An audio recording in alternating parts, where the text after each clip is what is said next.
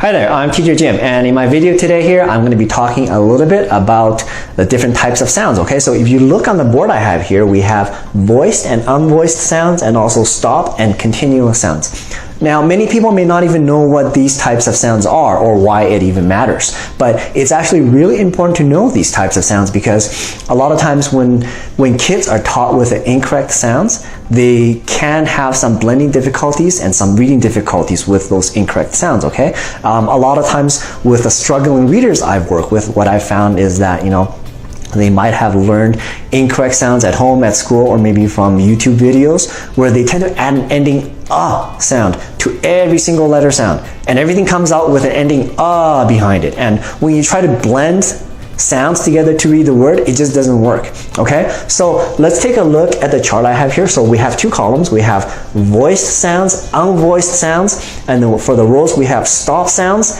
and continuous sounds, okay? I've also categorized all the letters here for you. And so I'm going to explain what a voiced and unvoiced sound is, okay? So, when we speak, voice comes out of our throat, our vocal cords here. So if you just take your 3 fingers here and just put it on your throat, when you speak, you will feel it vibrate, okay? So when your throat vibrates, the sound is voiced, okay? So let's try a sound, let's try the letter A. So if you go, letter A makes the ah sound. So if we stretch it, we go ah. You can feel your throat vibrating, okay? Let's try another one. How about maybe letter B, which is a voiced stop sound. So it's b, b, b, okay? Now, the opposite of voiced sound is unvoiced sound, and that's when your throat does not vibrate at all. So if we try some of these sounds over here, so letter C makes the k sound. So if you put your fingers on your throat again, you go k, k. You'll find that it's just a quick puff of air. There's no vibration in your throat, okay? And how about letter F? Letter F makes the f sound. Same thing, let's try it.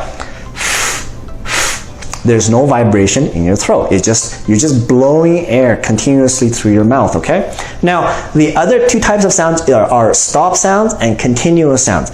This is actually really important to know because what tends to happen is that, at home, at school, YouTube videos, people make every single sound into a continuous sound. They add an ending after it. So, with all the stop sounds here, they put it all down here by adding an ending after it, okay? A stop sound is when you try to make the sound, it's a really quick sound. You can't stretch it. And when you try to stretch it, you're losing air so fast that it just doesn't work. So let's try some of those sounds. Let's try maybe d. So it's d, d. If you try to stretch it, duh, you lose air so fast that it just doesn't work. How about let's try some unvoiced stop sounds. Maybe, how about letter P? Okay, letter P makes a p sound. P, p. It's just a really quick puff of air, but if you actually try to stretch it, you go p. You still can't stretch it because you're losing air too fast. So what tends to happen was, when people try to stretch these sounds, they add an ending after it. And that is incorrect because you can't stretch it. You lose air too fast. So they add an after it and they make it into a continuous sound. They go ba, da, ga, ja, and so on. And don't do that, okay?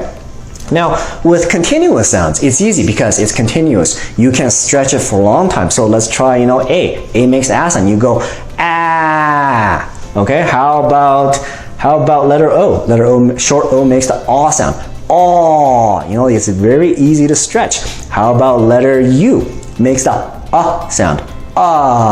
It's very easy to stretch. Same thing. If you go unvoiced sounds with letter F, S, and X, let's try letter S. It's unvoiced sound because if you put your fingers on your throat again, it's s. But at the same time, it's continuous because you can stretch it for a long time. Let's try it again. Same thing with letter F.